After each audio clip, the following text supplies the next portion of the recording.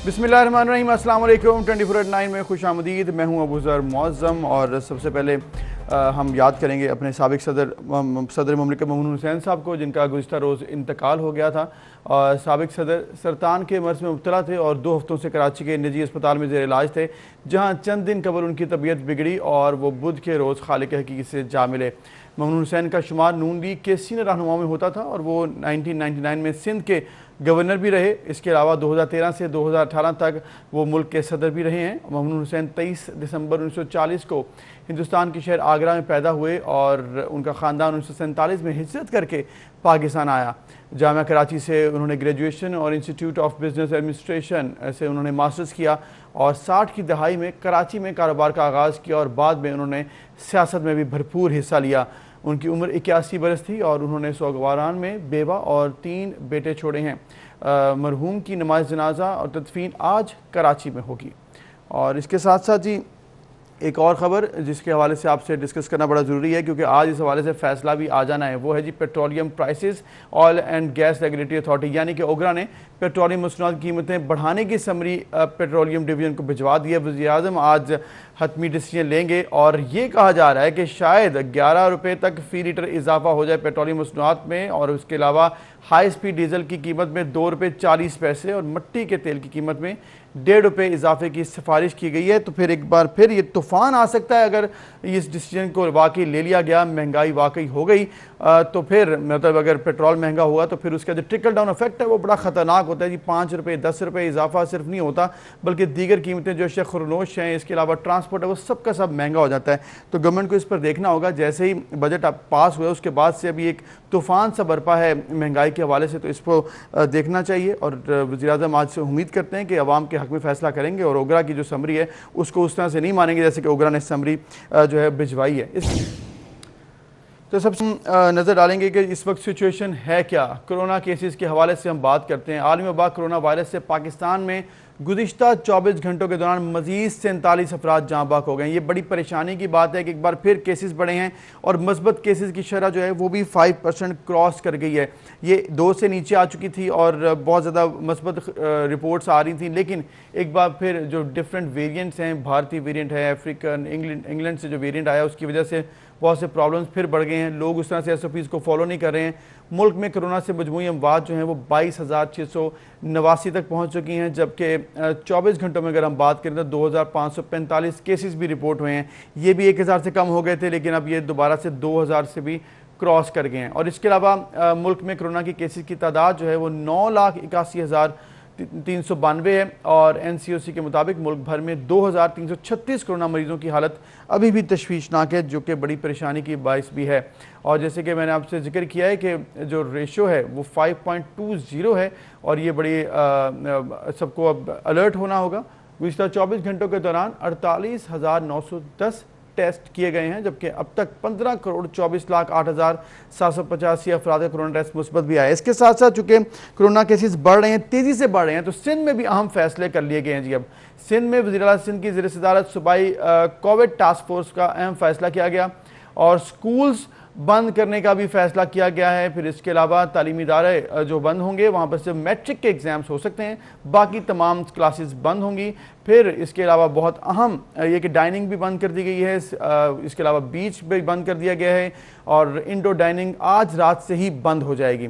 तफरीही parks, water park, sea view, Hawkes Bay और खेंजर झील को आवाम के लिए भी बंद किया गया है। सिनेमाज, इंडोर जिम्स और इंडोर खेलों को भी बंद करने का फैसला किया गया है। इसके साथ साथ इस वक्त जो सिचुएशन है कराची के अस्पतालों में क्या है, फिर किस तरह से मैनेज हो रहा है, फिर जो नया वेरिएंट है उसको कैसे डील कर रहे हैं, ये बड़े इंपॉर्टेंट फैक्टर्स हैं जिस पर आज हम बात करेंगे। अमीर शुलंगी साहब मौजूद हैं हमारे साथ, जो कि MS हैं सरफराज शहीद हॉस्पिटल। उनसे हम जानते हैं इस वक्त क्या सिचुएशन है।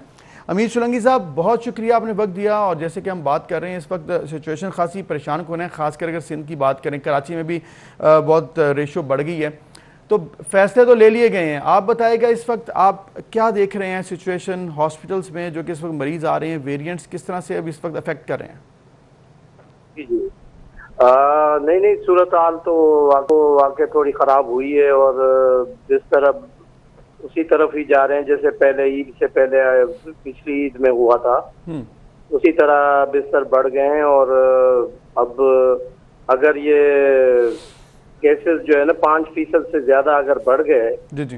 तो सूरत हाल खराब होने के बहुत ज्यादा चांसेस हैं। और अब इस वक्त जो वेरिएंट आप बता रहे थे उसमें जो ज्यादातर हमारे पास यहाँ सिंध में और पाकिस्तान में जो वेरिएंट आ रहे हैं उसमें ज्यादा केसेस जो आए हैं, जो पॉजिटिव आए हैं, वो एक तो इंग्लैंड वेरिएंट है, जी दूसरा साउथ अफ्रीकन वेरिएंट है दूसरे नंबर पे, तीसरे नंबर पे जो है ना ब्राजीलियन है, इंडियन वेरिएंट अभी भी हमारा तीसरे चौथे नंबर पे है।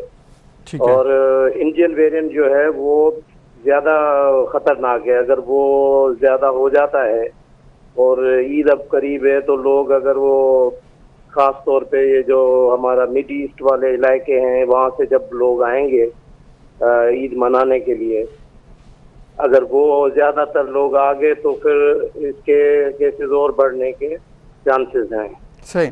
डॉक्टर साहब, आपने जैसे कहा है कि इस वक्त चांसेस बढ़ गए हैं केसेस के, ज़्यादा तशवीशनाक भी हो गए हैं। भारतीय वेरिएंट्स, डेल्टा वेरिएंट और इसके अलावा लैम्डा वेरिएंट के बारे में बात की जा रही है, तो वो तशखीस कैसे हो रही है? पेशेंट्स के डिफरेंस क्या है रूटीन में जो कोविड है और इस तरह से जो वेरिएंट्स आ रहे हैं? हाँ, वेरिएंट ये देखें, वो जो इसके आपने इसकी जो शेप देखी होगी, जो वो तो कॉमनली अभी सबको पता भी चल गया है, जो इसके स्पाइक्स हैं जो ऊपर जो ना उनमें सारी तब्दीली आ रही है।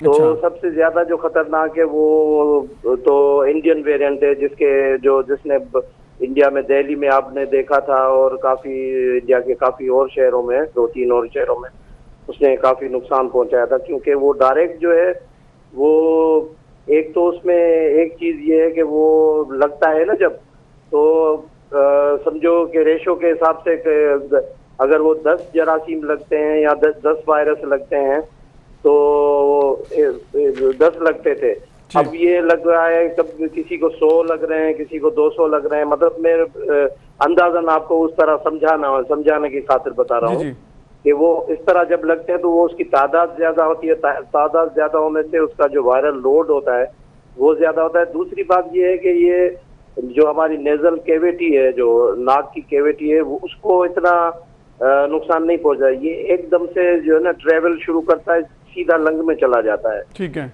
और सीधा लंग में जाके, और इसकी शेप जो है ना बिल्कुल जो पहले तो 2-3 वेरिएंट आए थे उनकी थोड़ी शेप जो थी ओवल थी, इनकी शेप बिल्कुल बाल की तरह है। तो बाल की तरह है तो ये एकदम से जल्दी दौड़ता है और सफर भी जल्दी करने में पहुंच जाता है जल्दी। तो इसके असरात भी तेजी से हो रहे हैं। बिल्कुल ठीक, आपने बड़ी ज़बरदस्त बात और बड़ी डिटेल में बात बताई है कि किस तरह से ये ज़्यादा अफेक्ट हो रहा है, ख़तरनाक भी हो सकता है क्योंकि इसकी शक्ल है वो डिफरेंट है। आपका बहुत शुक्रिया अमीर सुलंगी साहब। और इस वक्त सिचुएशन आके वाकई बड़ी परेशान कुन है क्योंकि केसेस तेज़ी से बढ़ रहे हैं एक बार फिर। तो इसको गवर्नमेंट कैसे देख रही है, किस तरह से आइंदा आने वाले दिनों में फैसले किए जाएंगे। डॉक्टर नौशीन हामिद साहब हमारे साथ मौजूद हैं, पार्लिमानी सेक्रेटरी हेल्थ हैं, उनसे हम जानेंगे। डॉक्टर साहब बहुत शुक्रिया, आपने वक्त दिया। ये जो सिचुएशन इस वक्त है, कोरोना के केसेस 5% से क्रॉस कर गए दोबारा से, परसेंटेज जो है पॉजिटिव रेशो। सिंध में तो लॉकडाउन लगा दिया गया सख्ती से, क्या गवर्नमेंट फैसला करने जा रही है आइंदा चंद दिनों के लिए? जी डेफिनेटली मैं समझती हूँ कि अब कुछ स्ट्रिक्ट मेजर्स लेने का वक्त आ गया है। गो के असद उमर साहब ने बहुत दिन पहले इस वेव के बारे में जो है वो वार्न भी किया था और रिक्वेस्ट भी की थी कि लोग जो हैं अब ये पाबंदियां नरम होने के बाद SOPs के ऊपर अमल दरामद सख्ती से जारी रखें।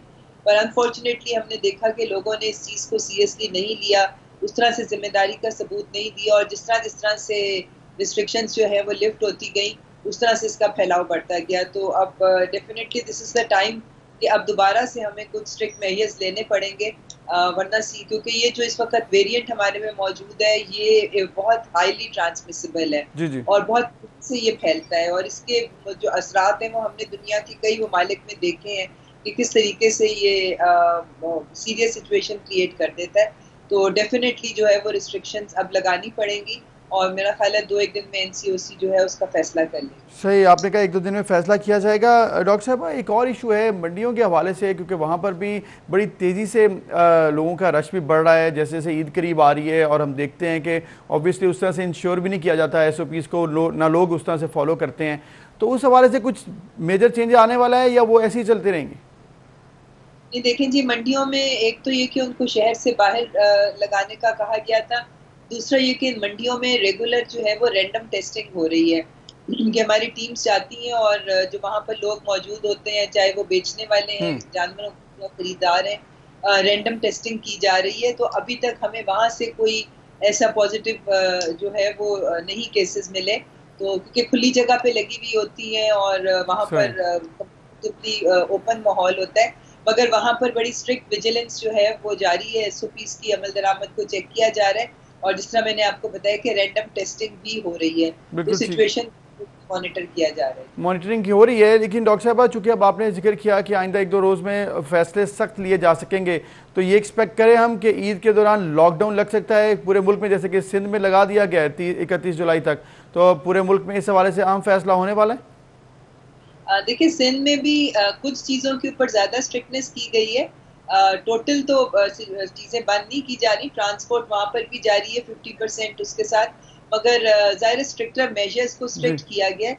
इसी किस्म के फैसले मैं समझती हूँ कि यहाँ पर भी होंगे, हम दोबारा से स्मार्ट लॉकडाउन की तरफ जा सकते हैं। टोटल लॉकडाउन मेरा ख्याल है अभी नहीं है, मगर हर ऑप्शन जो है वो टेबल पर मौजूद होती है ऐसी सिचुएशन में, और ये एक इवॉल्विंग सिचुएशन है, डेली बेसिस के ऊपर ट्रेंड्स देख के डिसीजन कोई भी लिया जा सकता है, क्योंकि तमाम ऑप्शंस जो हैं वो टेबल पे हर वक्त रहती हैं। ठीक है, तमाम ऑप्शंस हैं अभी। बहुत शुक्रिया डॉक्टर साहिबा, हमें वक्त दिया। और जैसे कि नाज़रीन, ये मसला था और जिसका डर था वही हुआ कि एक बार फिर केसेस बढ़ गए, SOPs को उस तरह फॉलो नहीं किया गया, वैक्सीनेशन में तेज़ी नहीं लाई गई है, लोग भी उस तरह से वैक्सीनेशन नहीं लगवा रहे हैं, लेकिन ऑल्दो 2 करोड़ से ज़्यादा लोगों ने अब तक वैक्सीन लगवा ली है, लेकिन इसमें मज़ीद तेज़ी भी आनी होगी, SOPs को मज़ीद फॉलो भी करना होगा, तभी हम मज़ीद लॉकडाउन से बच सकते हैं, वरना स्मार्ट लॉकडाउन और उसके बाद लॉकडाउन भी लग सकता है। तो इसके लिए लोगों को भी मज़ीद एहतियात करनी होगी। अभी एक ब्रेक लेते हैं, फिर मिलते हैं।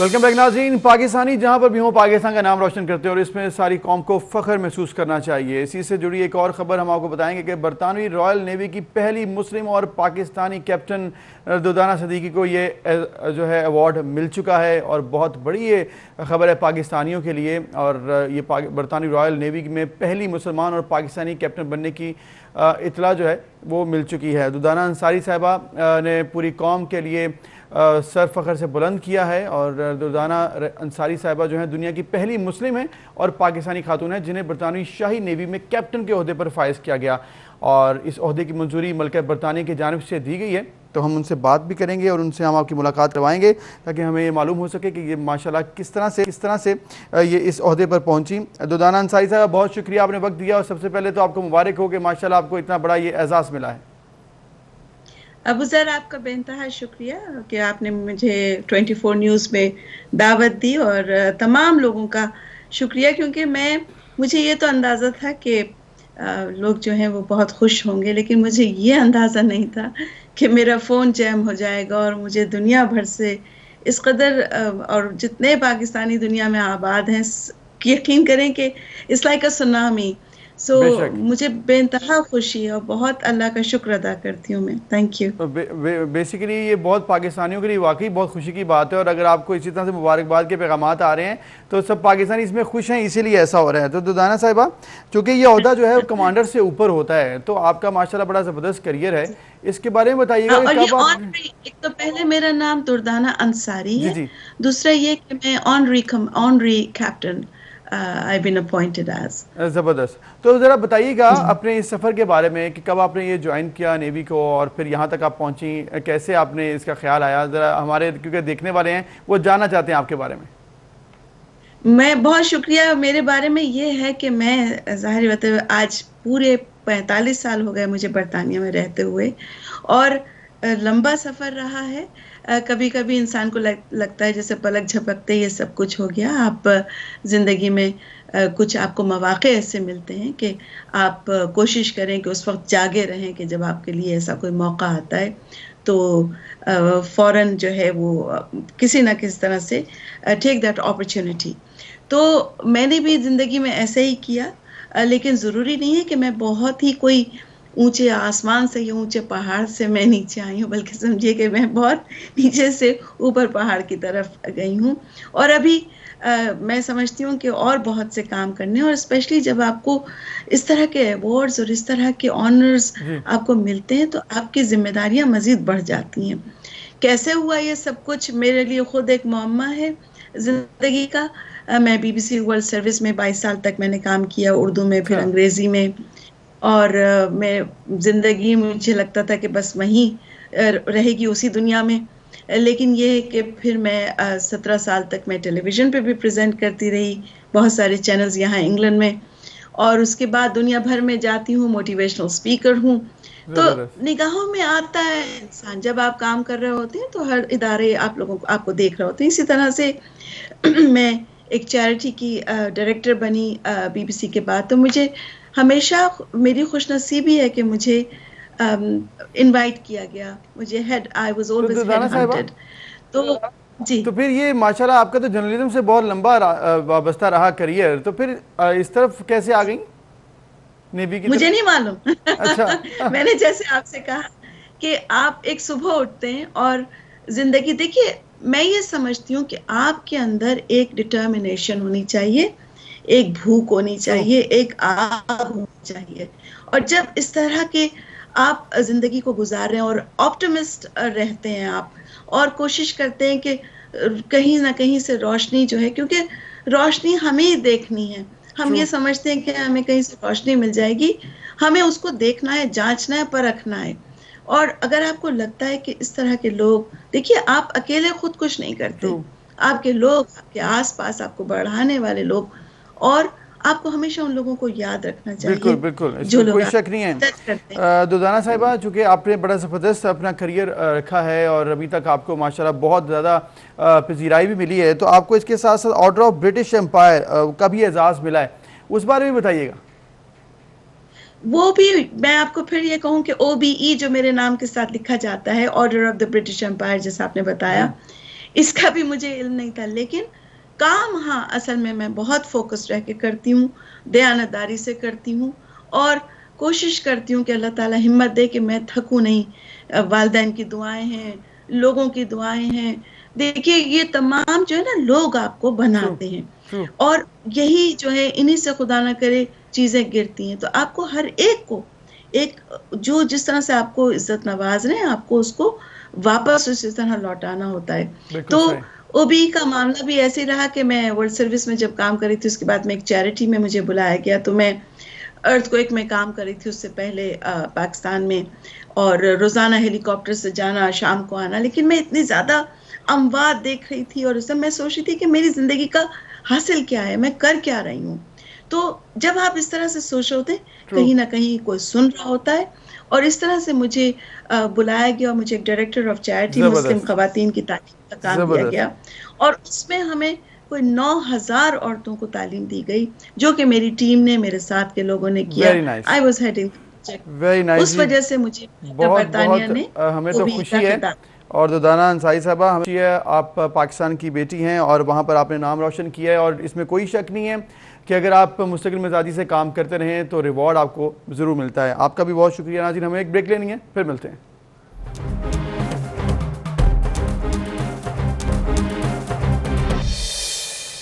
वेलकम बैक नाज़रीन। पाकिस्तान की हुकूमत ने गुज़िश्ता चंद सालों में बहुत ज़बरदस्त इनिशिएटिव लिए हैं। उसमें से एक जो बहुत अहम और बड़ा इनिशिएटिव है वो है इलेक्ट्रॉनिक्स को पाकिस्तान में बहुत ज़्यादा तरक्की दी जा रही है, और इस पर काम किया जा रहा है। इलेक्ट्रॉनिक कार्स, इलेक्ट्रॉनिक बाइक्स के हवाले से जो काम किया गया बजट में भी, उसमें बहुत रिलीफ दिया गया।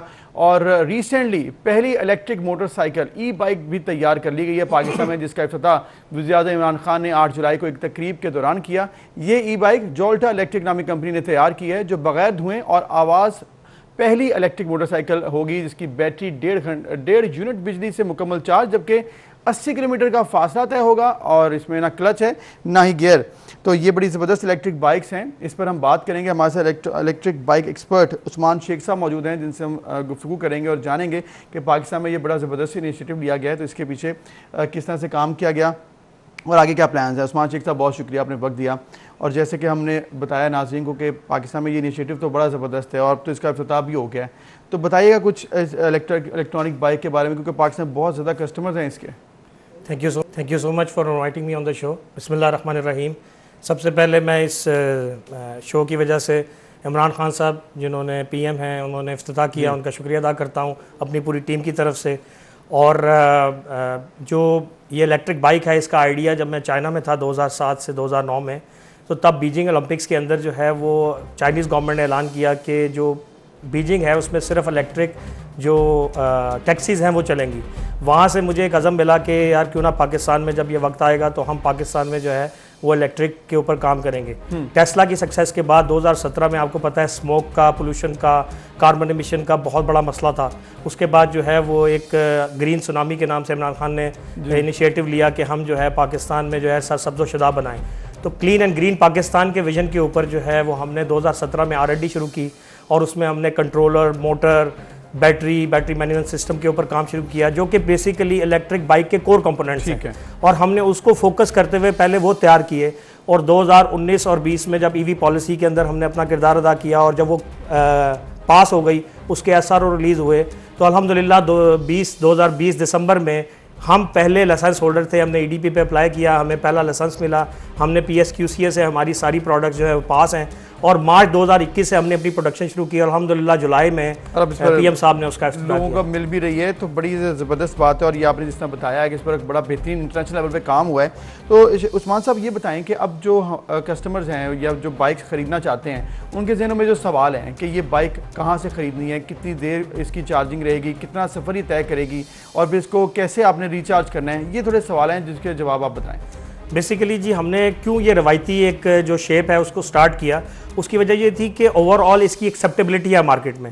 ये वजह नहीं है कि हम कोई नया डिज़ाइन या नई शेप जो है वो नहीं लेके आ रहे।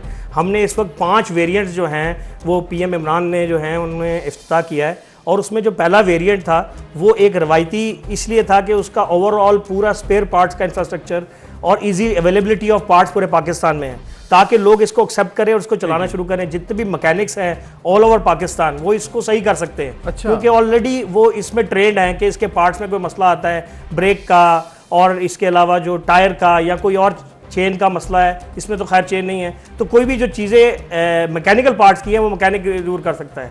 इसके साथ इसके इलेक्ट्रिकल पार्ट्स हैं, उस इलेक्ट्रिकल पार्ट्स के अंदर जो है वो हमने अपना सर्विस नेटवर्क जो है उसको फैलाना शुरू किया हुआ है और हम पूरे पाकिस्तान में डीलर सर्विस के जो इलेक्ट्रीशियंस हैं उनको ट्रेन कर रहे हैं। और जितने भी डीलर्स हम बना रहे हैं इस वक्त 70 के करीब हमारे डीलर्स पूरे पाकिस्तान में फैल चुके हैं और हम उन डीलर्स को जो है वो बाकायदा उनके जो स्टाफ है उनको हम अपने पास बुला के ट्रेन करते हैं, उनके पास जाते हैं और हम ये जो इलेक्ट्रिकल की ट्रेनिंग है वो भी दे रहे हैं। सो अगर जो भी एक बाइक खरीदता है उसके लिए कोई मुश्किल नहीं है कि वो इस पार्ट्स को जो है वो कहीं से भी सही करवा सकता है। सही। तो उस्मान साहब अब जब ये मेंटेनेंस का तो आपने बता दिया है, मेंटेनेंस कॉस्ट, और फिर ये बताएं कि जिस तरह से मैंने पूछा आपसे कि जब गाड़ी ये आपकी बाइक को चार्ज करना है वो कहाँ से करना है, जो चार्जिंग पॉइंट्स हैं वो किधर हैं और फिर कितनी देर के लिए चार्ज करना है और इसका सफ़र कितना तय कर सकेगी।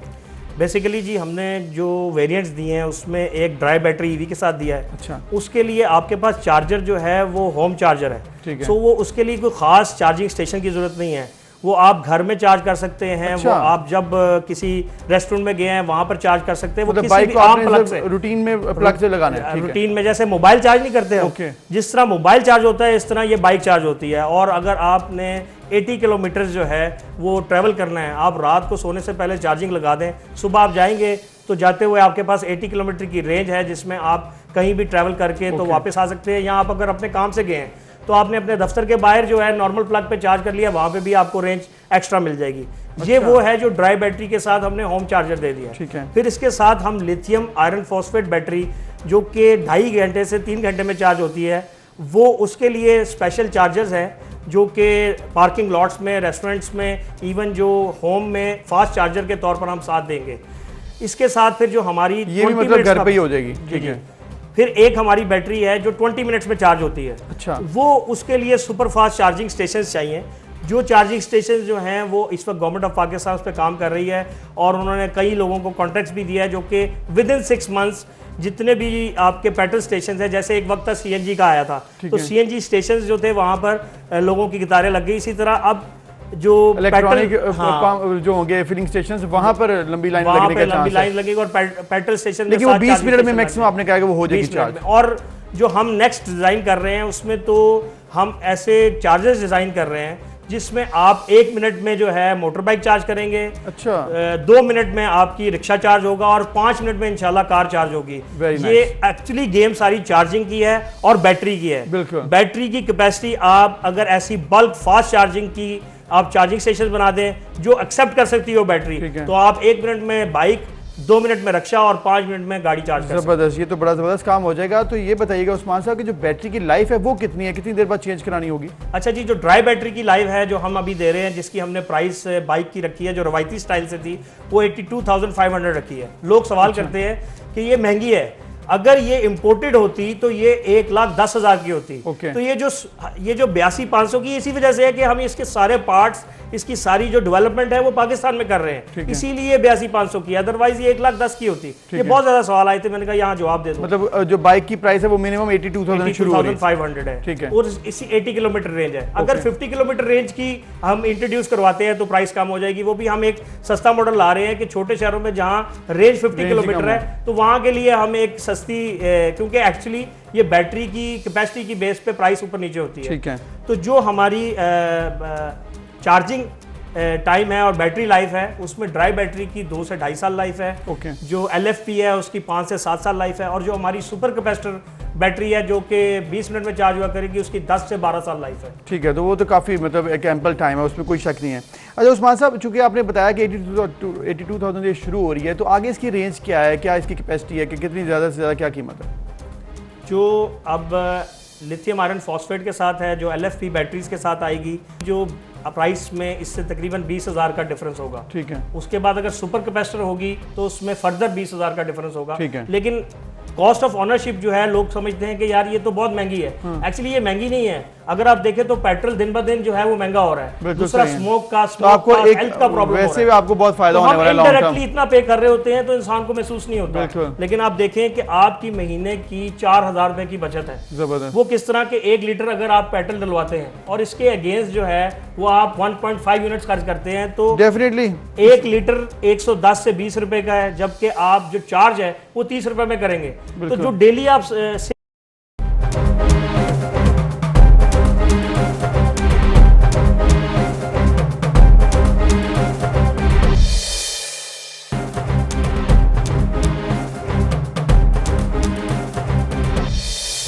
वेलकम बैक नाज़रीन। अब हम बात करेंगे एक अहम इशू के ऊपर। रिंग रोड मंसूबा जो कि रावलपिंडी में था वो इस वक्त जो है ज़ेर बहस भी है। एंटी करप्शन पंजाब ने रावलपिंडी रिंग रोड स्कैंडल में वज़ीर आज़म के साबिक मुआविन ख़ुसूसी ज़ुफ़र बुखारी और इनके साथ साथ वफाकी वज़ीर गुलाम सरवर खान को अभी तक क्लीन चिट दे दी है, और ये कहा जा रहा है कि आइंदा जो है उनके हवाले से मजीद इन्वेस्टिगेशन होगी। रिपोर्ट के मुताबिक एंटी करप्शन एस्टेब्लिशमेंट पंजाब ने 21,000 सफ़ात की छानबीन की और 100 के करीब अफराद के बयान भी रिकॉर्ड किए, और ये मालूम हुआ कि रिंग रोड की अलाइनमेंट तब्दील करना और गैर कानूनी अवार्ड होना साबित हो गया है। इस पर हम बात करेंगे। हमारे साथ इफ्तिखार अहमद साहब मौजूद हैं, सीनियर एनालिस्ट हैं, सहाफ़ी हैं, एंकर पर्सन हैं।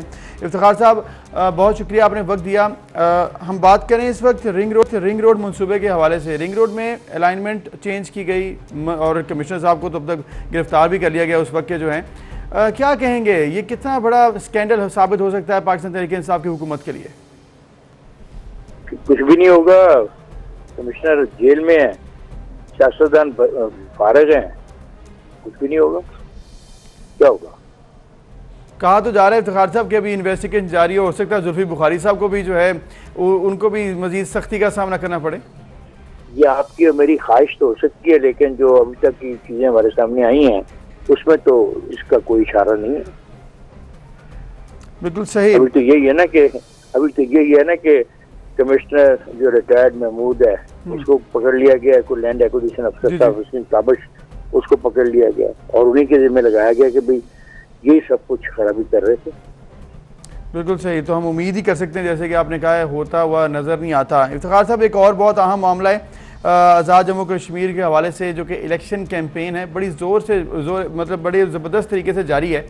क्या कहेंगे इसमें? नून लीग के हवाले से पीपल्स पार्टी और फिर पाकिस्तान तहरीक-ए-इंसाफ अपनी अपनी कैंपेन्स कर रहे हैं। क्या कैंपेन कर रहे हैं यार? एक दूसरे पर इल्ज़ाम तराशी, एक दूसरे की पर माजी के हवाले से ताने, एक दूसरे को धमकियां, ये कैंपेन है। किसी ने कोई कहा कि जिस हल्के में वो गया कि उस हल्के में वो क्या करेगा?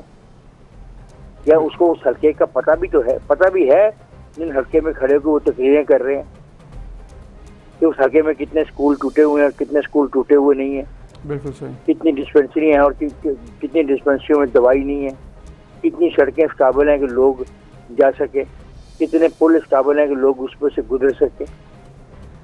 मुझे तो समझ नहीं आ रही है कि पाकिस्तान की सियासत कहाँ पहुंच गई। सियासत ये है कि गाली दो और जवाब में उससे बड़ी गाली दो, इल्जाम लगाओ, जवाब में उससे बड़ा इल्जाम लगाओ। सही कहा आपने इफ्तिखार साहब। और जिस तरह से आपने ये बात की है कि गाली देना और फिर जवाबन मजीद गाली देना, ये बहुत ज़्यादा ज़ेर बहस है। अली अमीन गुंडापुर साहब ख़ासकर जो कि वज़ीर हैं और बड़े सीनियर वज़ीर अब तो बन गए हैं, लेकिन ऐसे लग रहा है कि उनकी जो बातें हैं उसकी वजह से बहुत ज़्यादा नुकसान हो सकता है पाकिस्तान की पॉलिटिक्स को। जो उनके हवाले से कल भी बात हुई और पार्लियामेंट में भी बात हो रही है, इस पर क्या कहेंगे कि वाकई ये परेशानी का बाइस है पाकिस्तान के लिए या ये रूटीन बन गई अब? अगर यही रवैया रहा तो जो लोग कायद-ए-आज़म मोहम्मद अली जिन्ना से इख्तिलाफ करते थे और वो पाकिस्तान में मौजूद हैं, कल वो कायद-ए-आज़म मोहम्मद अली जिन्ना के बारे में भी बहुत जबरदस्त अपने ख्यालात का इजहार करने लगेंगे, तो फिर आप उनको कैसे रोक लेंगे? देखिए, एक हद होती है चीज़ों की। एक अखलाकियात नाम का एक लफ्ज़ होता है जो किताबों में लिखा होता है और उन लोगों को समझ आती है जिन्होंने किताबें पढ़ी हो या जिन्होंने किसी स्कूल या कॉलेज यूनिवर्सिटी में तालीम हासिल की हो, उनको पता है अखलाकियात क्या चीज़ होती है। अब आप फैसला कर लिया है इन लोगों ने कि इन्होंने किसी भी किस्म की अखलाकियात पे ना यकीन इनका है और ना इन्होंने अखलाकियात पर अमल करना है, तो फिर यही होगा जो हो रहा है। और जिस आदमी ने ये जिन ख्यालात का इजहार किया इसके बारे में खुद लोग क्या कहते हैं जी, तो जो लोग इसके बारे में कहते हैं तो क्या हम उसको कश्मीर के इलेक्शन में मौजू बना लें? क्या कश्मीर के इलेक्शन का मौजू ये है जो ये कर रहे हैं? मैंने जैसे अर्ज किया, मसलन आप एक मुजफ्फराबाद की कॉन्स्टिट्यूंसी है जी, आप मुजफ्फराबाद में तकरीर कर रहे हैं, बिल्कुल मुजफ्फराबाद के मसाइल हैं उन पर बात कोई कर रहा है? बिल्कुल सही। तो फिर मुजफ्फराबाद में आप माजी के की बातों से क्या पेश करना चाह रहे हैं, क्या साबित करना चाह रहे हैं आप? देखें, जो खिंचाव पाकिस्तान की सियासत में इस वक्त मौजूद है जी, ये अफसोसनाक है। इससे क्या हो रहा है? वोटर का ज़हन खराब हो रहा है, नौजवान नस्ल को बहकाया जा रहा है, उसको हकीकत समझाने के नज़दीक पहुंच नहीं रहा कि भी पाकिस्तान कोई 2000 में तो नहीं बना, जी जी, पाकिस्तान कोई 1980 में तो नहीं बना, पाकिस्तान तो 1947 में बना है ना। तो 1947 से लेके 2021 तक का एक पाकिस्तान है जिसमें मुख्तलिफ क़यादतें हैं, हर क़यादत का अपना एक रोल है, इसके मुख्तलिफ लीडर्स हैं, उनका अपना किरदार है।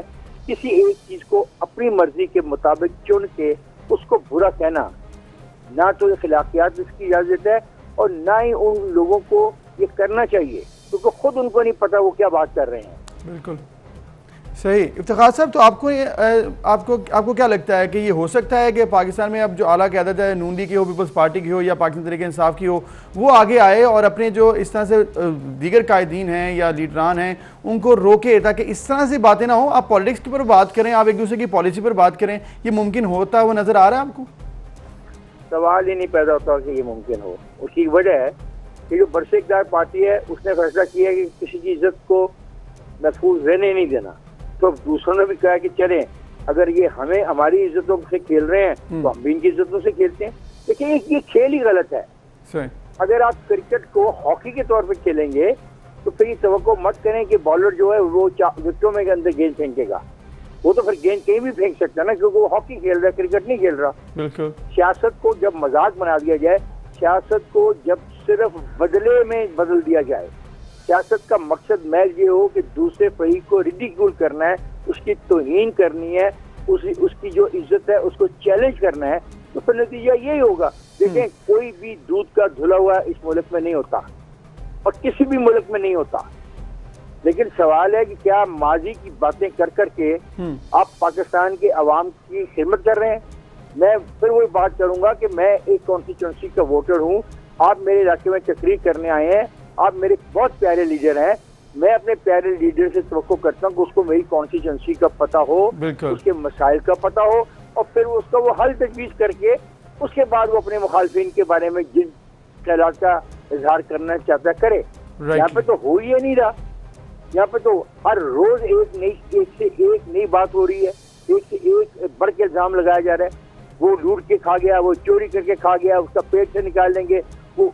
भाई अगर यही रहना, 3 साल तो गुजार दिए आपने झगड़े के अंदर, अगले 2 साल भी गुजर जाएंगे तो फिर सवाल ये पैदा होगा जो आज पेट्रोल को महंगी करने की समरी गई है उसका जो नुकसान होगा उस पर कोई बात कर रहा है? बिल्कुल सही। क्या किसी ने, आप मुझे ईमानदारी से बताएं, इस वक्त अफगानिस्तान की जो सूरत हाल है, क्या पाकिस्तान की बड़ी सियासी जमातों ने पाकिस्तान के अवाम को इत्मीनान में लिया है कि वो बतौर सियासी जमात इस खित्ते में पैदा होने वाली सूरत हाल के बारे में क्या समझते हैं और अवाम को वो क्या हदायत करते हैं कि वहाँ पे जो सूरत हाल पैदा हो रही है उससे कैसे निपटना है? किसी एक सियासी पार्टी ने ये काम किया है? मेरी तरफ से जवाब है नहीं। बिल्कुल बिल्कुल ऐसे ही है। और ऐसे जब मिल बैठकर बात करेंगे एक अहम इशू पर तभी मुमकिन है जब एक दूसरे के साथ बात कर सकें। यहाँ पर तो हालात बिल्कुल मुख्तलिफ हैं। जाते जाते इफ्तिखार साहब अगर आप ये बता दीजिएगा कि आज़ाद कश्मीर के इलेक्शन कमीशन के हवाले से कहा जाता है वो बड़ा इंडिपेंडेंट है, तो वहाँ पर जो हो रहा है इस वक्त आज़ाद कश्मीर में, जब वुज़रा अगर तकरीरें कर रहे हैं, इमरान खान साहब भी वहाँ पर जा रहे हैं और फिर जो बदजुबानी की जा रही है, इस पर इलेक्शन कमीशन खामोश दिखाई देता है, कुछ ज़्यादा एक्शन नहीं लिया, हालांकि कहा जाता है जी बड़ा इंडिपेंडेंट है। यार ये बदजुबानी का तल्लक है, ये बदजुबानी वाकई एक ऐसी चीज़ बन गई है कि मैं समझता हूँ अब आने वाले दिनों में बदजुबानी के हवाले से कानून साजी करनी पड़ेगी कि बदजुबानी की सजा जो है वो ऐसी होनी चाहिए कि एक आदमी को गाली देने से पहले 100 दफ़ा सोचे कि मुझे कोई 1-2 साल जेल में रहना पड़ेगा। एक दूसरी जो सूरत हाल हमें फेस करनी पड़ी, इमरान खान का पूरा हक है कि वो जाए एज ए पार्टी लीडर, जाके तकरीर वहाँ पे करे, जो मर्जी करे। मामला तो फिर वही मैं आपसे कहूंगा मेरे दोस्त, तकरीरें किसी क्या मजा होता कि ये सारी सियासी पार्टियां अपने अपने जुलूसों को लेके बॉर्डर की तरफ मार्च करती हैं और बॉर्डर पर जाके हिंदुस्तान को चैलेंज करती हैं। मजा आता ना, मोटिवेटेड क्राउड, जज्बाती लोग, जज्बाती लीडर खड़े हैं वहाँ पे और अपने उस इलाके में होने वाले जुल्म और सितम की बात कर रहे हैं। यहाँ का तो इलेक्शन हो जाएगा। यहाँ का तो इलेक्शन नॉर्मली ऐसा होता है कि जो वफाक में हुकूमत जिसकी होती है, कश्मीर के इलेक्शन तकरीबन वही जीतता है। पिछली तारीख तो ये बताती है। इस दफ़ा थोड़ा बहुत फ़र्क पड़ सकता है कि पहले नंबर में कौन सी पार्टी आती है और दूसरे पे कौन सी आती है, तीसरे पे कौन सी आती है। इशू 2 हैं। एक इशू है कि लोगों की जिंदगियों में तब्दीली का इशू, और एक इशू है कि जो हमारा कश्मीर के बारे में एक मौक़िफ़ है उसका इजहार करने का तरीक़ाकार क्या था और क्या होना चाहिए। मैं समझता हूँ उसमें जब हम सभी बुरे हैं, हमारे सारे ही लीडर खराब हैं, तो फिर दुनिया क्या समझेगी हमारे बारे में। ट्रू, बहुत ज़बरदस्त बात की आपने इफ्तिखार अहमद साहब। 2 इशूज़, कश्मीर कॉज के हवाले से हमारा स्टांस और फिर आम शहरों के जो मसाइल हैं उस पर कोई गुफ्तगू नहीं कर रहा। इफ्तिखार अहमद साहब हमारे साथ मौजूद थे। नाज़रीन, हमने बड़ी ज़बरदस्त उनके साथ गुफ्तगू की है ओवरऑल इस वक्त सिचुएशन पर। अभी एक ब्रेक लेते हैं, फिर मिलते हैं।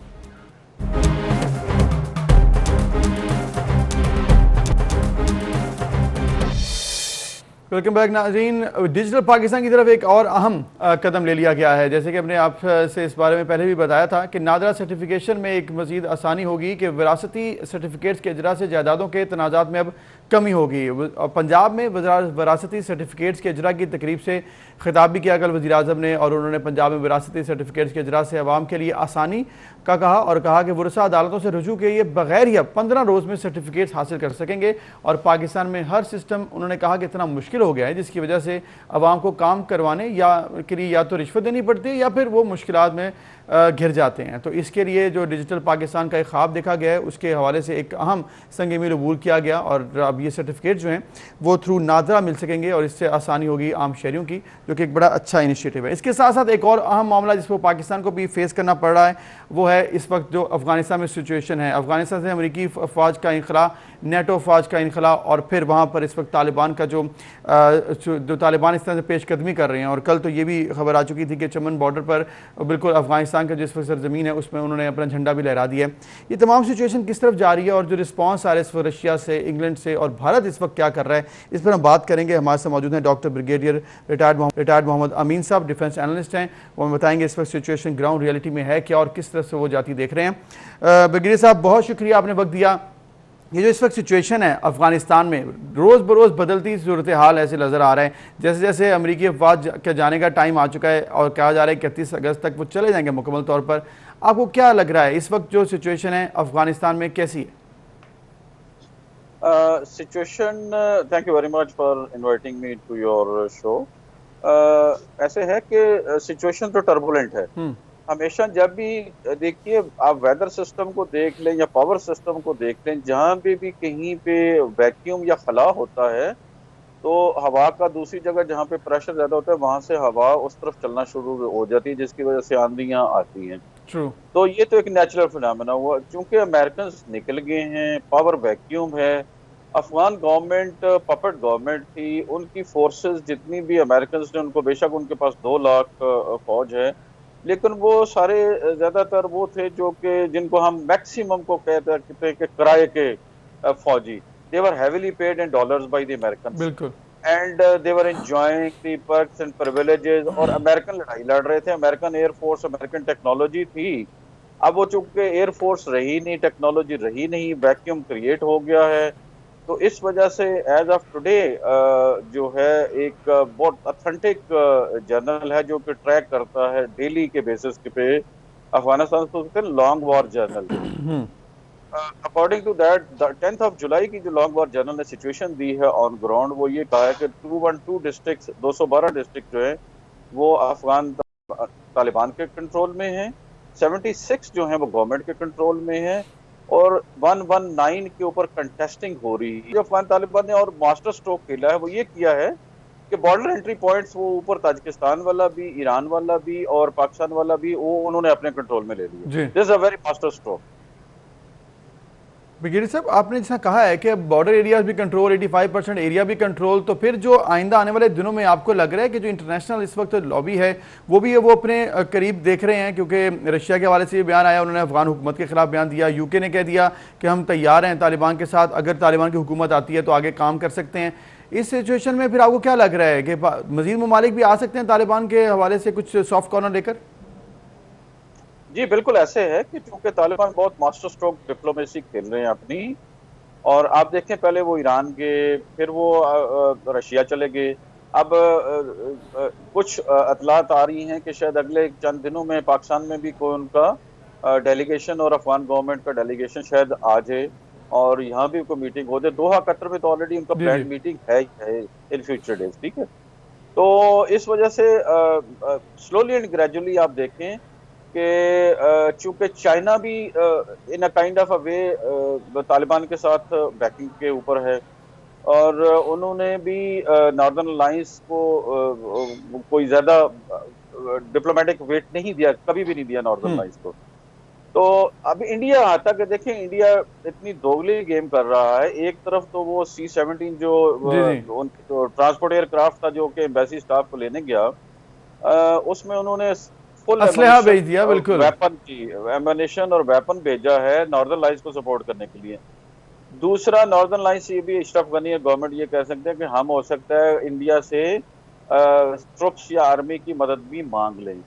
अब ये चीजें स्टेटमेंट से वैसे नहीं दी जाती हैं, इसके पीछे बहुत लंबी एक वर्किंग होती है, अंडरस्टैंडिंग होती है गवर्नमेंट्स की, और कुछ ना कुछ इंटरनेशनल सपोर्ट भी हो सकता है अमेरिकन की को बैकिंग हो कि जी आप कुछ ट्रुप्स सिक्योरिटी के गाब में इनको भेजें अफगान गवर्नमेंट को सपोर्ट करने के लिए।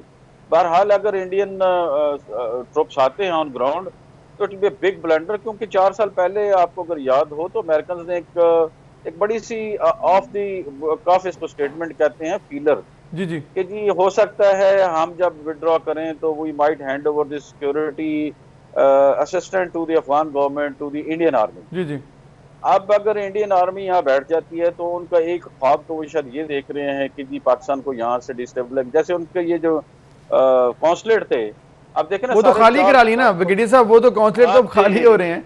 अब तो वहां पर सूरत हाल यकसर मुख्तलिफ, और इमरान खान साहब ने तो कहा है कि इसमें भारत का, अफगानिस्तान में जो सूरत हाल है उसमें अमेरिका तो चला गया ना यहाँ से, जो सबसे ज्यादा नुकसान है वो भारत का होने जा रहा है। इसमें कितनी हकीकत देखते हैं आप? बिल्कुल, absolutely the biggest loser is India. और चूंकि उसने थ्रू आउट जितने भी तालिबान की स्ट्रगल रही है उसमें उसने हमेशा नॉर्दर्न लाइंस को सपोर्ट किया है। अब नॉर्दर्न लाइंस तो पपेट गवर्नमेंट थी काबुल की, और तालिबान ने तो कभी भी उसको मंजूर नहीं किया। तालिबान ने तो कहा है कि जी आपने गलत तरीके से हमारी गवर्नमेंट छीनी और गलत तरीके से हमें गवर्नमेंट से हटाया, 2001 में जो अमेरिकन ने किया था। तो इंडिया तो चूंकि हमेशा तालिबान के खिलाफ काम करता रहा है, तो इंडिया सबसे बड़ा लूजर तो ये होगा कि जो उसकी सारी इन्वेस्टमेंट जो तकरीबन से 3 या 4 बिलियन की थी वो एक उसकी इन्वेस्टमेंट गई। दूसरा, उसने जितनी सारी की सारी इन्वेस्टमेंट की थी वो की हुई थी एंटी तालिबान अलायंसेस जितने भी थे, वो नॉर्दर्न अलायंस हो गए। अच्छा, ये सारे के सारे मोस्टली लोग ऐसे हैं कि जो कि इन्फ्लुएंशियल हैं, ये बाहर भाग जाएंगे, इनके ऑलरेडी फैमिलीज बाहर हैं, तो ऑन ग्राउंड इंडिया को कोई ऐसा सच गेन नहीं मिलेगा। दूसरा, हमारे खिलाफ जो उन्होंने 18-19 साल प्रॉक्सी चलाई, BLA बलोचिस्तान, वो प्लान भी सारा फेल हो गया ब्रिगेडियर साहब, और इंशाल्लाह आगे भी भारत के जितने प्लान होंगे पाकिस्तान के खिलाफ वो फेल ही होते जाएंगे। इसके साथ साथ अगर एक और मुल्क जो कि इस वक्त ज़ेर बहस है, तुर्की के हवाले से कहा जा रहा है कि कल भी स्टेटमेंट आया कि उन्होंने जो काबुल एयरपोर्ट को कंट्रोल करने के लिए अपनी सिक्योरिटी दी है वो तालिबान कह रहे हैं कि वापस भेज दें। यहाँ पर तुर्की का कैसा किरदार आप देख रहे हैं, क्या करना चाहिए तुर्की को? तुर्की एक्चुअली बैलेंसिंग आउट कर रहा है बिटवीन, देखिए वो नेटो मेंबर भी है ना ऑलरेडी, क्योंकि तैयब एर्दोगान को एक बहुत हार्ड लाइनर इस्लामिक लीडर के तौर पे भी प्रोजेक्ट किया जाता है वेस्ट में। यहाँ पे चूंकि तुर्की के गेन जब तक नेटो अलायंस उनका ट्रीटी एग्रीमेंट है अगस्त तक, तो वो उनकी मजबूरी है क्योंकि वो नेटो मेंबर हैं। ठीक है, और नेटो मेंबर होने के नाते उनको ये सिक्योरिटी यानी अमेरिकन ने हो सकता है through third country, through British, उनसे ये सिक्योरिटी मांगी हो, और उन्होंने ये काबुल की सिर्फ एयरपोर्ट की सिर्फ एयरपोर्ट की, हाँ, ताकि ये अमेरिकन विड्रॉल मुकम्मल हो सके पीसफुली। ठीक है, सही है, जिस सिर्फ एयरपोर्ट के लिए है। तो जाते जाते अगर ब्रिगेडियर साहब बताएं कि पाकिस्तान का इस वक्त जो किरदार है, जिस तरह से पाकिस्तान ने पॉलिसी बनाई है और इस वक्त जिस तरह से पाकिस्तान मुकाबला कर रहा है इंटरनेशनल प्रेशर का, कैसे देखते हैं आप? पाकिस्तान पर्टिकुलरली इमरान खान और हमारी जितनी भी मिलिट्री और सिक्योरिटी एस्टेब्लिशमेंट है, ये बहुत तारीफ के काबिल हैं। हमने बड़ा पेशेंटली देखें, मैं अब जी चीज़ें बहुत सारी वाज़ेह हो गई हैं। 2003-4 में हमने अमेरिकन को, चूंकि उस वक्त मैं किसी पोजीशन पे था तो मुझे कुछ चीज़ें पता हैं, हमने अमेरिकन को कहा था कि आप अपना रोड मैप वाज़ेह करें ताकि हमें कोई ट्रांसपेरेंसी हो, आप करना क्या चाह रहे हैं अफगानिस्तान में। They never shared with us any road map, को ट्रांसपेरेंसी रखी नहीं थी। तो इस वजह से हमें भी अपने कार्ड्स जो हैं बड़ी स्किलफुली खेलने पड़े। और मैं तमाम एस्टेब्लिशमेंट को, खासकर जो हमारी सिक्योरिटी और मिलिट्री और बाकी भी इदारे हैं, और even to the political establishment, जब हमने, आप देखें 2013-14 में जब APS पेशावर का अटैक हुआ, तो तमाम ऑल पार्टीज जो कॉन्फ्रेंस हुई थी उन्होंने यूनानिमसली इसको सपोर्ट किया था अपनी फोर्सेस को। बिल्कुल। अभी इमरान खान की चूंकि गवर्नमेंट है और डिसीजन इमरान खान गवर्नमेंट लेनी है, of course on the advice of the military establishment, security हर मुल्क में ऐसे ही होता है। तो I must appreciate the government that they're playing very wise, और alhamdulillah we will gain out of it। ज़बरदस्त जी, ब्रिगेडियर साहब बहुत शुक्रिया, आपने वक्त दिया। और जैसे कि आपने कहा कि पाकिस्तान इस वक्त वाइजली जो है मूव कर पाकिस्तान के लिए और पाकिस्तान के फ्यूचर के लिए बहुत ज़रूरी है। अभी एक ब्रेक लेते हैं, फिर मिलते हैं। वेलकम बैक नाज़रीन। जैसे जैसे हमने देखा कि कोविड के केसेस कम हुए दुनिया भर में, तो टूरिज़्म एक बार फिर शुरू हो गया। लेकिन टूरिज़्म में कभी कभी ऐसे भी होता है कि कुछ खतरात भी आ जाते हैं आपके सामने। और हालिया दिनों में एक वीडियो बहुत ज़्यादा वायरल हो रही है, पाकिस्तान की वीडियो तो नहीं है ये रूस की, जहाँ पर एक ऐसा वाक़या पेश आया जिसको देखकर आप भी परेशान हो जाएंगे। बुलंदवाला पहाड़ है जिसमें ये ख़तरनाक हादसा हुआ और दिल दहला देने वाली ये वीडियो भी देखने में आई। खुशकिस्मती से इसमें कोई जानी नुकसान तो नहीं हुआ, ख़वातीन की ज़िंदगी बच गई। लेकिन जैसे ही झूला टूटा है तो उसके बाद जो खौफ तारी हुआ, वहाँ पर जो मौजूद लोग थे वो खासे परेशान हुए। और इसकी वजह से अब ये भी सोचा जा रहा है कि ऐसे जो टूरिस्ट स्पॉट्स हैं वहाँ पर किस तरह से चीज़ों को मैनेज किया जाना चाहिए। चाहिए, क्योंकि सिक्योरिटी बड़ी ज़रूरी है जो वहाँ पर वो लोग हैं। ये देखिए कितना ख़तरनाक ये वाक़या है और किस तरह से इनकी जान बची है, क्योंकि वहाँ पर एक गहरी खाई नहीं थी, उसके थोड़ा सा आगे वो गहरी खाई शुरू होती थी। तो शुक्र है कि इनकी जान बच गई, लेकिन अब आइंदा से एहतियात भी करनी होगी। और जो ऑर्गेनाइजेशन है, जो यहाँ पर अथॉरिटीज़ हैं, उनको चाहिए कि एहतियात करें। और बाकी भी जहाँ पर आप भी अगर कहीं पर टूरिज़्म करना चाहते हैं तो ज़रूर ये चीज़ को मेक श्योर कीजिए कि वहाँ पर सिक्योरिटी के जो प्रोटोकॉल्स हैं वो पूरे लिए गए हैं, और किसी किस्म की ऐसी बेहतियाती से आपकी जान भी जा सकती है। तो इसका बहुत ख्याल रखना है, क्योंकि आप भी टूरिज़्म का शौक रखते हैं, पाकिस्तान में बड़ी बड़ी खूबसूरत मकामात भी हैं, तो वहाँ पर आपको जाना भी होता है। तो अपना आपने ख्याल ज़रूर रखना है सिक्योरिटी के हवाले से।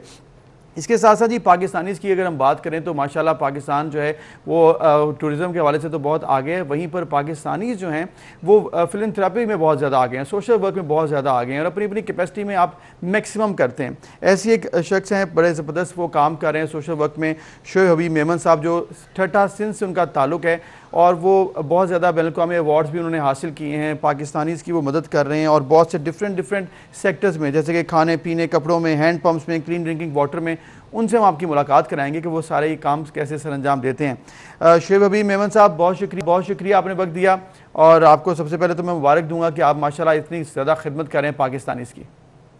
Thank you very much Abuzar. Shoaib साहब, अब बताइएगा कि आपको बैन-अल-अक़वामी अवार्ड्स भी मिले, आपके ऑर्गेनाइजेशन से ताल्लुक़ है, आप NGO चलाते हैं, तो कैसे आपको ख्याल आया, क्या आपने ऐसा देखा कि आपको ख्याल आया कि आप इस तरफ चलेंगे?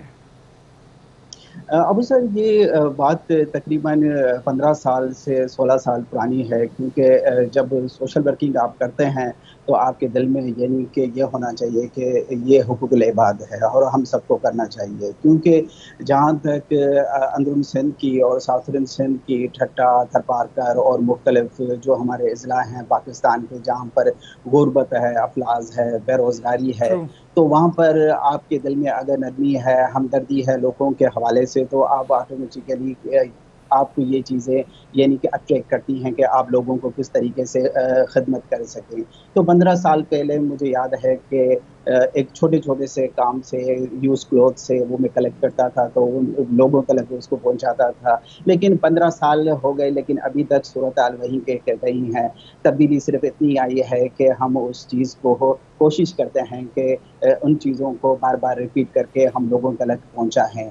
और ये जैसे कि काम के हवाले से है, अभी 1 साल हुआ है कि हमने और हमारे दोस्त हैं हारिस अली जो UK से वाबस्ता हैं, उन्होंने नेशंस यूनाइटेड हमने उसको इस्टेब्लिश की है अभी।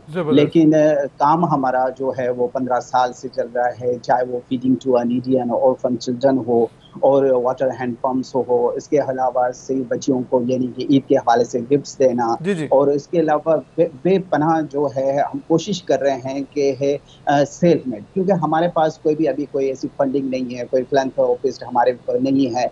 हम एक छोटे यानी कि ये कहें कि मिडिल क्लास के लोग हैं और कोशिश करते हैं कि अपनी मदद के, आपके दोस्तों की मदद से हम इस चीज़ को और बढ़ाएं। और हमारी हमेशा ये कोशिश रही है कि हम लोगों तक पहुँचे जहाँ पर और जो लोग हैं नहीं पहुँच सकते, जहाँ तक थरपारकर की, जहाँ पर अफलास है, भूख है। और उसी हवाले से अगर हम ठट्टा की बात करें तो बहुत पानी की यहाँ पर किल्लत है, पानी का बड़ा मसला है, पानी लोगों के एसेस नहीं है, लोग अभी भी कैनों के पानी जो हैं वो ले रहे हैं, पैसों से ले रहे हैं। तो सूरत हाल बड़ी दुखी है। शोएब, आपने जैसे बताया कि सूरत हाल दुखी है और आपने ये देखा तो परेशानी भी थी, लोगों के मसाइल हल नहीं होते, तभी आप आगे आए, बड़ा अच्छा किया आपने। तो बताइएगा, जिस तरह से हम पढ़ रहे थे कि आप हैंड पम्प्स वगैरह, clean drinking water, student support भी करते हैं, पेशेंट्स को भी सपोर्ट करते हैं, खाना पीना और इसके साथ साथ कपड़े, छत भी फ्राहम करते हैं, ये कैसे कैटेगरी बनाई है आपने, कितने लोग अब तक आप इससे फ़ायदा उठा सकें, इस बारे में बताइएगा।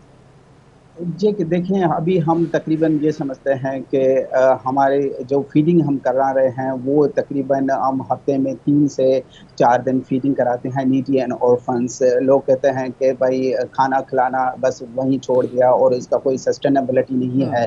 और आपने तो मैं समझता हूँ कि सस्टेनेबिलिटी, जब आप एक फैमिली को, उनके 3 बच्चे, जहाँ पर वो बेरोजगार बंदा हो, उसको आपके बच्चों को अगर आपने फीडिंग करा दी, तो अगर ट्रू। उसकी दिहाड़ी 400-500 रुपए दिहाड़ी है तो उसकी 200-300 रुपए बच जाती है, और वो किसी और चीज़ में इस्तेमाल करता है। घर में माँ बूढ़ी है या उसके घर में बहुत से मसाइल है, तो ये जो फीडिंग है बच्चों को, और इसके अलावा हज़ारों की तादाद में जो काउंटलेस है, जो हम तकरीबन उसकी हज़ारों की तादाद में जिनको फीडिंग करा रहे हैं 15 साल से, और ना ही सिर्फ उसको खाना खिलाना, लेकिन कोशिश करते हैं उनकी एजुकेशन के हवाले से, क्योंकि प्राइवेट की हैं काफ़ी फीसेस हैं, तो हम कोशिश करते हैं कि उनकी गवर्नमेंट स्कूल्स में उनको दाखिला करा के वहाँ को उनको बुक्स हो गए, बैग्स हो गए, उनको जो स्टेशनरी हो गई, उनको यूनिफॉर्म हो गया।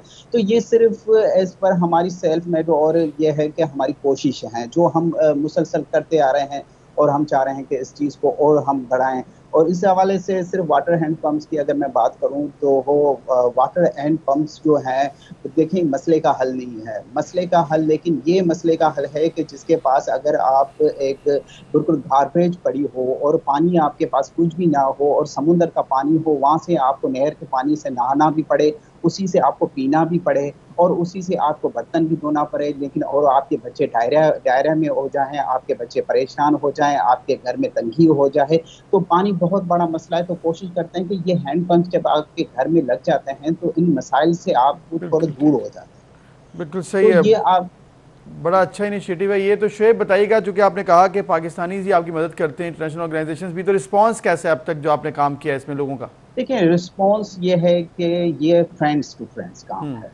हम जी हाँ, फ्रेंड्स टू फ्रेंड्स काम है, रिलेटिविटी काम है, कि जिसके हमारे पास वो फंड्स नहीं है कि हम उस चीज़ों को ज़्यादातर करें, लेकिन अप्रिसिएशन है।